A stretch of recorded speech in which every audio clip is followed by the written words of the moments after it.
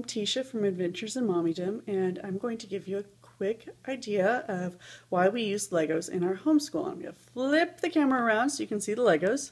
Whoosh. Alright, and I'm going to start with this set here. And this set is a retelling of the Black Stallion, the scene where Alec first starts to tame the Black Stallion. And Legos are a great way to retell stories that you've recently read or to start brainstorming for writing your own stories. My kids like to tell stories using Legos all the time. Now this next scene here is an example of using Legos to recreate famous historical monuments. This is a ziggurat, a step pyramid. And when we first learned about these, my kids were having the hardest time figuring out how to incorporate the steps. When they first tried to build it, they built it more like it was a house. So it took some time and thinking to figure out what is the best way to build this and how to make use of it.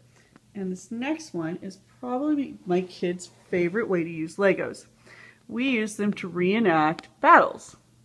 And for instance, I'm going to set this flat on the table here. For instance, this is a simulation of D-Day.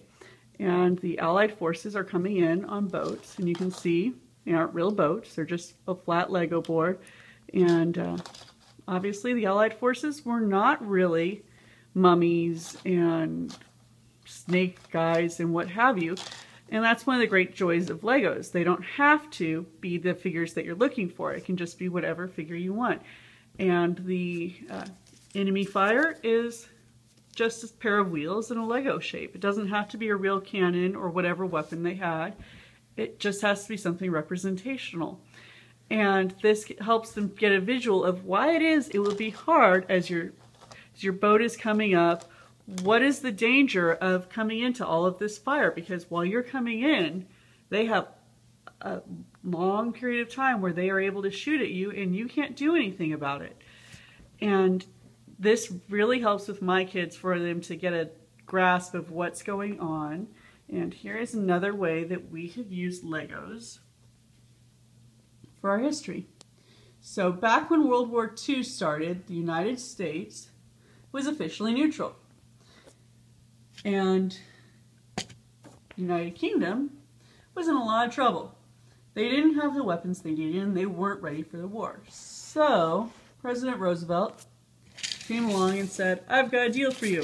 I will sell you all of our weapons. Actually, officially, it was a loan. So I will loan you all of these weapons and you will just pay me some money. And this allowed the United States to officially stay neutral, but also help their allies. And this was a great lesson for my kids because it let them see things that are going on visually and act it out and talk through what's happening. We've done similar things with the cheap army figures. We have used random toys. We've used building blocks. But we keep coming back to Legos because of the versatility. And because we have two young boys who love Legos and get Legos for every single birthday present that they ever have gotten. So that is why I would highly recommend using Legos to create a hands-on homeschool experience. And so thank you very much for listening to my video.